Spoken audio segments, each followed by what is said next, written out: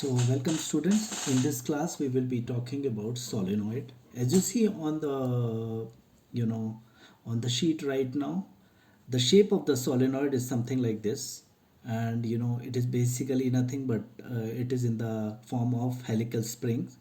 You know this is the base, this is the base,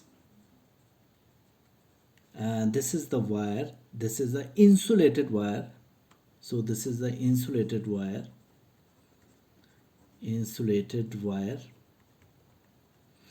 okay. And uh, the bases of insulating material, like cardboard, and wires, as I said, should be insulated. Now when solenoid suspends freely, when this is suspended freely, you will observe that it goes in north south direction only if the current is on. So current if current is on, it goes it goes in north south direction, okay. Now it behaves, when the current is on, it behaves as a magnet. Third thing, on changing the polarity of the current, on changing polarity of the current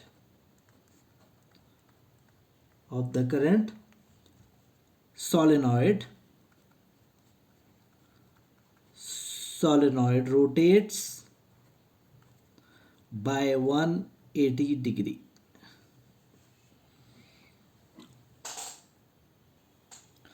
So a very important point here to note is, small n is equal to K. In the case of solenoid, we will be using this very frequently.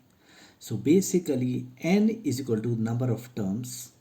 Capital N is equal to the number of turns that divided by the total length is small n, and this we would be using a lot of derivations. So this is a very important formula to remember.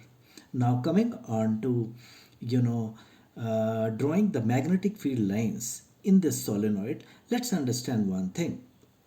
Now if this is a solenoid, and if I cut this off with a saw, let's say like this, something like this, if I cut it, so what will happen is we will be left with one end wherein the current is coming upwards. So let's say this is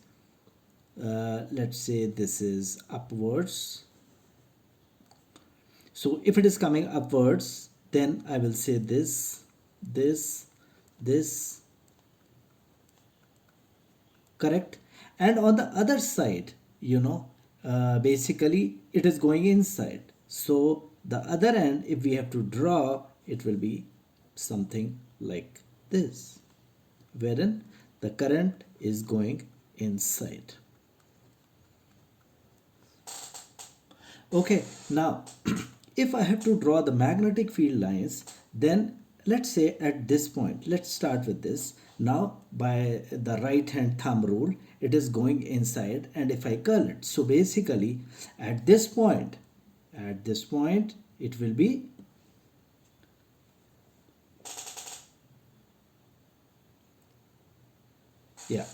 basically a circle like this, and then this, and all of these current would be in this direction.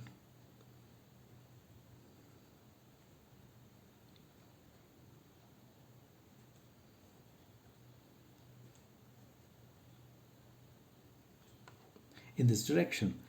At this point, again, if we apply the right hand thumb rule and the current comes, if I draw magnetic field lines, so magnetic field lines would be in this direction. So it will be this direction. So this is magnetic field lines. This is magnetic field lines. Now This is at the place at where the current we are assuming is going inside and going or coming up.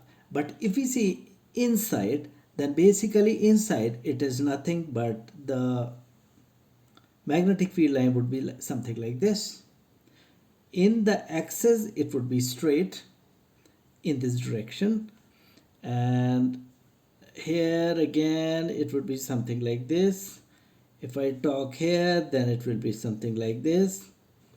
If we talk here, then it will be something like this.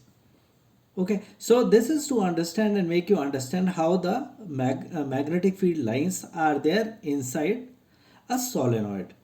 Right now, this is very important when we will evaluate the magnetic field and other whenever we'll do other computation as well. So, guys, as we were discussing, in this we are talking about or trying to find magnetic field due to solenoid inside a solenoid on its axis. So basically, if I draw a solenoid in this fashion, wherein what we have discussed here, the current is coming upwards and x-axis is going into the paper. I have drawn the axis, and let's say we have to find the magnetic field at the point P. We are trying to find it. Now the first thing is we have written N is equal to total number of turns by L, right? So this we already discussed in the last slide. This is the distance R. Now go back to the Biot-Savart's law, and in the Biot-Savart's law we have done the derivation wherein it talks about if in a ring we are trying to find a the magnetic field at any point, it is equal to B is equal to mu naught I r square 2 r square plus x square whole to the power 3 by 2, right? Correct. I hope you guys remember. Now the next step would be let's do the same thing, or utilize this result. This is, if we have to utilize this result, let's do one thing. Let's first draw a elemental, let's say elemental. Let's take a elemental distance of width dx here. Okay, now, and let's say it is at an angle of theta from from P, and this distance is x.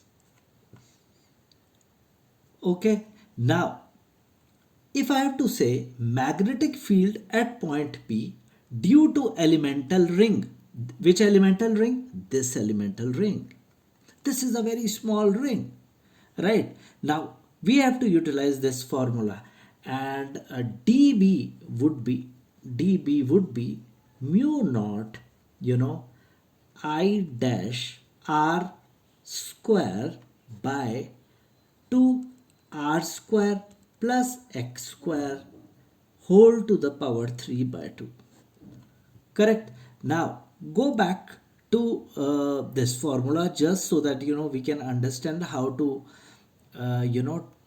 convert and utilize this. We know in one there are n turns, right? Sorry, please correct the spelling. Yeah. So then in dx, we will have n dx turns. Correct? Okay. Now, so dx is equal to n dx turns. Now we have to calculate I dash. So I dash would be n dx into I.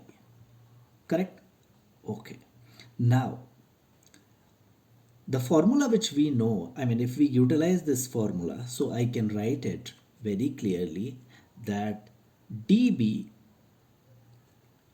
is equal to mu naught n dx I r square by 2 r square plus x square whole to the power 3 by 2. Very simple. Now this is only for this magnetic field is only for this. Now let's do one thing. Let's connect the two ends. If I connect this, let's say if I connect this, and if I connect this, right? So I'm connecting the two ends. Now, what, let this angle be, let this angle be theta 2. Let me write it. Okay, let this be theta 2, and this whole angle, right, this whole angle, which whole angle, this whole angle be theta 1. Okay, so this is theta 2 and this is theta 1. What is, let me reiterate it. So theta 2 is with this hand, the angle of the axis with this line. The line which is joining from this end is theta 2, and the line which is joining from this end is theta 1. Very good. Now let's integrate this. If we integrate the both sides, it becomes, what will it will be, what it will be, b is equal to theta 2 to theta 1, and then mu naught n dxi, r square by 2 r square plus x square whole to the power 3 by 2. Now, again we have a bit of a problem, right? We have taken theta here, but in this we don't have anything, related to theta. So very simple, I go back to the figure and I see here from that tan theta, this is the angle. Tan theta is nothing but r by x. So I can say tan theta is equal to r by x. Tan theta r, and this is the distance x, right? So tan theta, let me reiterate, tan theta is equal to r by x.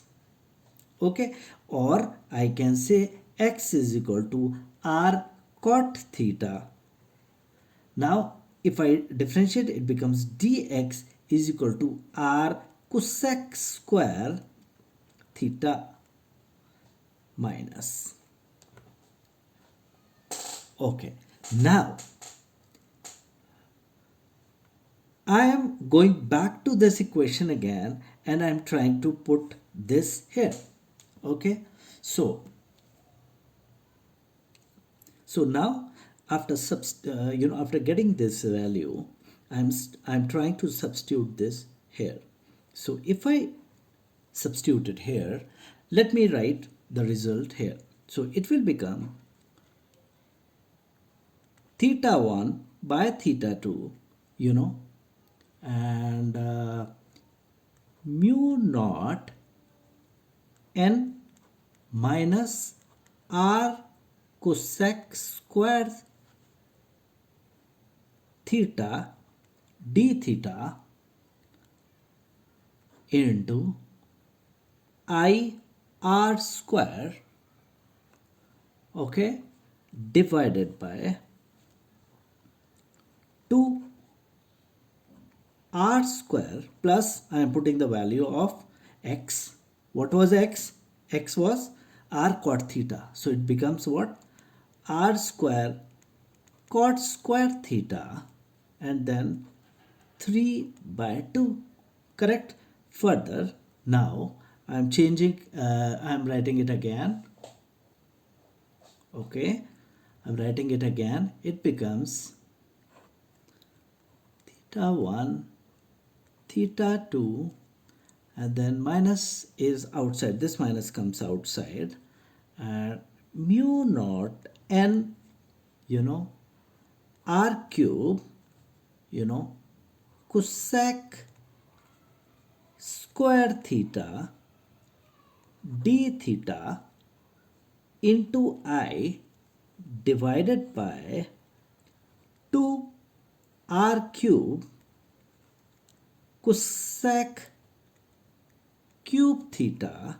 Now here this and this gets cancelled, so it will be left with 1. So I can write this as minus mu naught Ni sine theta d theta by 2. Okay, so basically it is just a substitution which I have done. Now from here, if I just put the value b is equal to minus mu naught Ni by 2, and if I get what, minus cos theta after integrating, and this is theta 1 to theta 2, correct? Now minus and minus will get cancelled, and this becomes what? It becomes mu naught Ni by 2, and this is cos theta 1 minus cos theta 2. Correct. So this is the final results. Let me write it again. So B would be, I think it's not visible here.